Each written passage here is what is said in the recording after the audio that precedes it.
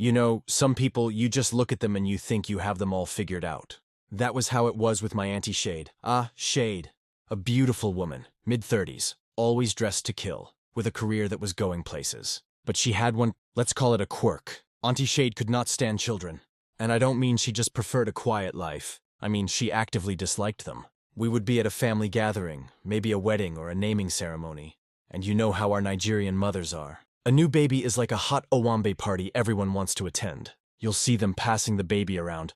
Ah, let me carry him, oh. He has your husband's nose.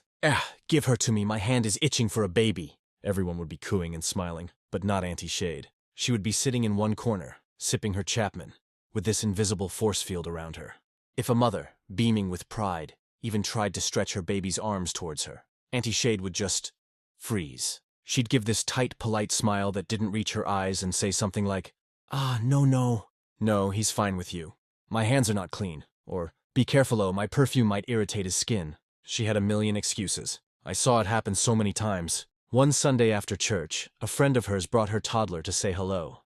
The little boy, maybe 2 years old, toddled towards Auntie Shade with his arms wide open, a big, gummy smile on his face. It was the cutest thing, but Auntie Shade just took a step back. She didn't even bend down.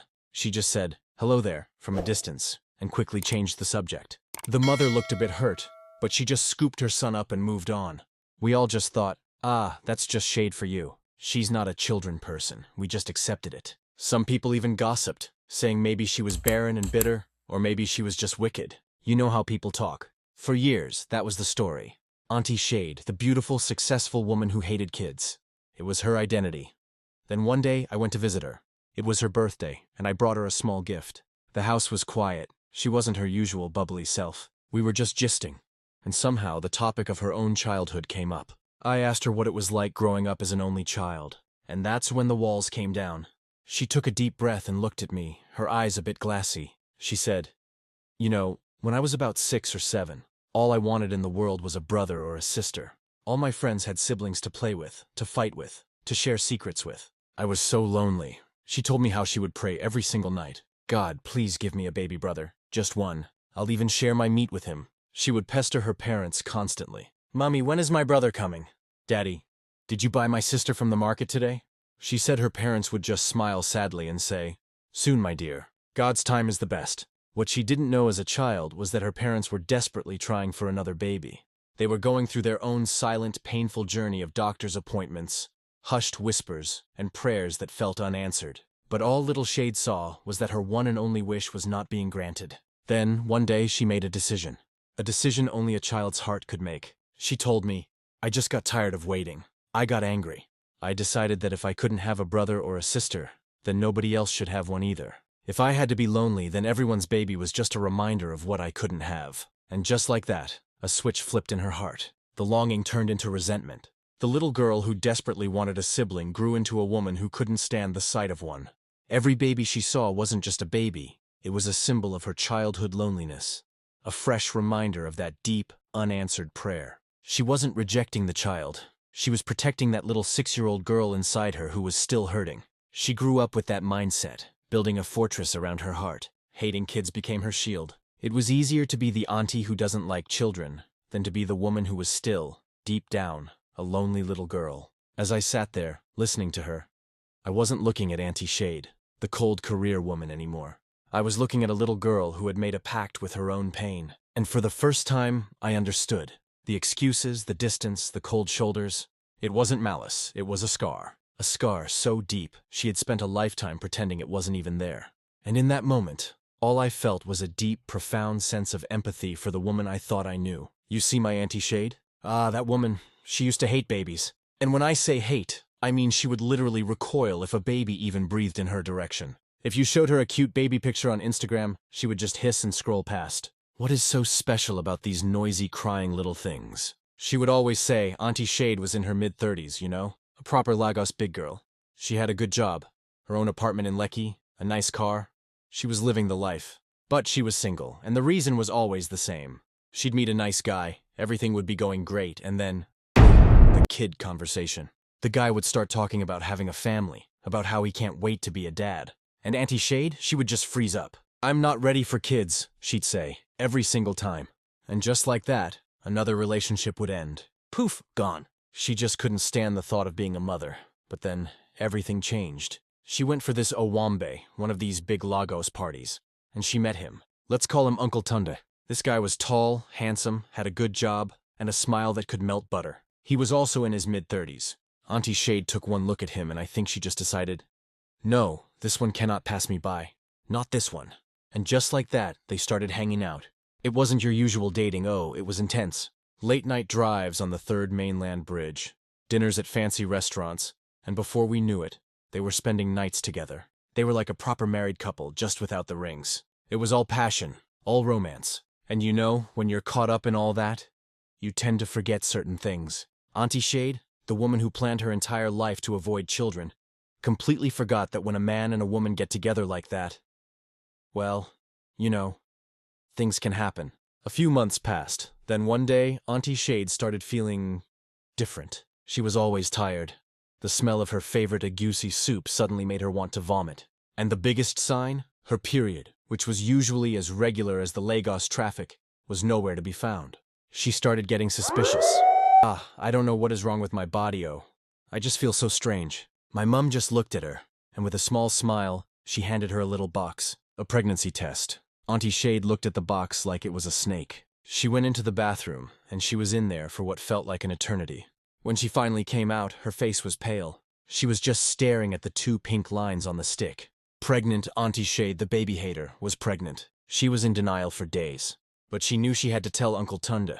When she finally did, his reaction completely shocked her. He didn't run away. Instead, a huge grin spread across his face. He was overjoyed. A baby? Our baby? Shade, this is the best news ever. We have to keep it, he said, lifting her up and spinning her around. But Auntie Shade wasn't happy. She was terrified. A baby? Her? No, it wasn't part of the plan. So she started looking for ways out. She started asking around for those herbal mixtures. You know, the ones they say can remove it. She tried everything she could think of secretly, hoping it would just disappear. But this baby was a fighter. The more she tried to get rid of it, the stronger the pregnancy seemed to become. The morning sickness got worse. Her belly started to show a tiny bump. Eventually, she just gave up. She was exhausted. She looked at herself in the mirror one day, and I think for the first time, she saw not just herself, but the life growing inside her. She finally accepted it. This baby was coming whether she liked it or not. She had to prepare her mind. And you know the funny thing? The moment she stopped fighting it, something inside her started to change. The woman who hated babies started buying baby clothes. The woman who couldn't stand the sound of crying started watching videos on how to soothe a newborn. It was the biggest twist I've ever seen. But for Auntie Shade, it was different. You see, Auntie Shade had always been vocal about her dislike for kids. She'd see a crying baby in the market and just hiss, ugh, noisy little things. She'd complain about how they ruin your body, your career, your freedom. So this pregnancy felt less like a blessing and more like a curse to her. As the months went by, something strange started to happen. Her stomach. It wasn't just growing, it was ballooning. By the 4th month, she looked like she was ready to give birth to triplets. It was unnatural. People would whisper as she walked by. Is she sure it's just one? They'd ask. Auntie Shade was deeply bothered. This wasn't the glowing, beautiful pregnancy she saw in magazines. It was monstrous, and it made her hate the thing growing inside her even more. Then came the 3rd trimester, and with it, a new kind of torment. Sharp, stabbing pains would randomly shoot through her belly. It wasn't the usual kicks or Braxton Hicks contractions. It felt aggressive, like something with tiny needles was jabbing her from the inside out. She'd cry out in agony, clutching her massive stomach, her face pale with fear and pain. Through all of this, Uncle Tunde was her rock. Even though they weren't married yet, he was a devoted partner. He'd rub her back, bring her food, and whisper words of comfort when the pain became unbearable. He'd look at her swollen belly not with fear, but with love, telling her, "Our baby is just a strong one, my love. Just hold on."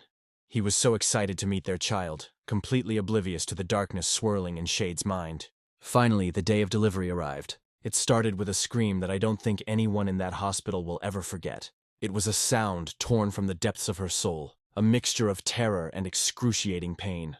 Uncle Tunde insisted on being in the delivery room, but watching her writhe and scream, he broke down. Tears streamed down his face as he held her hand, feeling completely helpless. He could feel her pain, but he had no idea of its true horrifying source. The nurses and doctors were shouting, "Push, Shade, push!"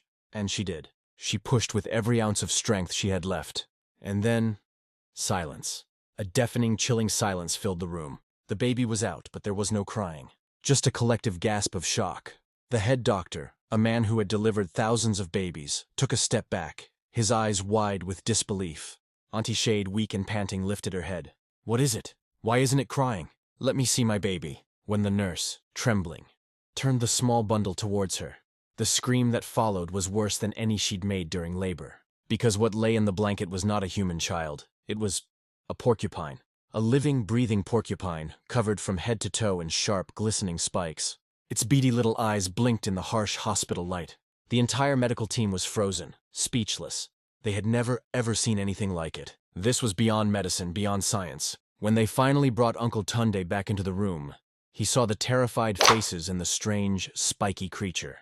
He looked at Shade, his face a canvas of confusion and horror. "Shade, what is this? How—" That's when she finally broke. Through a flood of tears, her voice raspy and broken, she confessed everything. I never wanted it, Tunda," she sobbed. "I hate kids. I've always hated them. I tried to get rid of it. I took some herbal mixtures an old woman gave me. I thought maybe the herbs turned the baby into this monster." But as she spoke the words, a cold, dawning horror washed over her. It wasn't the herbs. The herbalist had just sold her bitter teas. The monster wasn't created by a potion. It was created by her. For years, she had cultivated so much hate in her heart for children, for this unborn baby. That sharp, prickly, unlovable feeling she had on the inside had somehow manifested on the outside. She hadn't given birth to a child. She had given birth to her own hate, and now it was lying right there, staring back at her. The entire hospital was in chaos. People were shouting, some were praying, thinking it was some kind of bad omen. The hospital administration, confused and scared, said they couldn't keep an animal. So, with heavy hearts, they had to take the little porcupine away. A few days later, Auntie Shade came home, empty-handed. The entire compound was silent as she walked in. She looked haunted. That evening, we heard shouting from their flat. It was Uncle Tunda. His voice wasn't gentle anymore. It was filled with a deep, sorrowful anger. He was yelling, "Shade, do you see now? Do you see what your hatred has caused? All you do is curse children. They are a nuisance. They are a burden. You carried a child for 9 months with nothing but bitterness in your heart. Kids are blessings, Shade, a gift from God.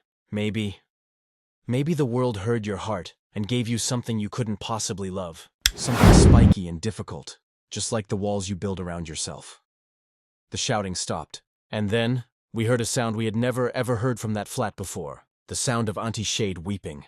A deep, gut-wrenching sob that seemed to shake the very foundations of the building. Something changed in her that day. It was slow at first. A week later, little Titi from next door was crying because she fell and scraped her knee. Before anyone could react, Auntie Shade was there. She knelt down, cleaned the wound, and gave Titi a biscuit. We all just stood there, mouths open. Then, she started leaving her gate unlocked in the afternoons.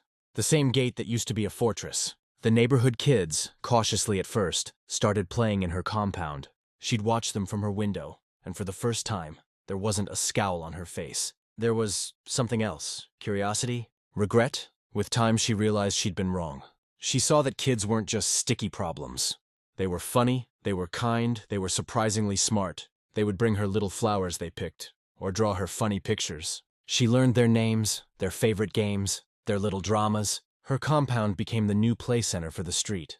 She never had another child, and nobody ever spoke of the porcupine again.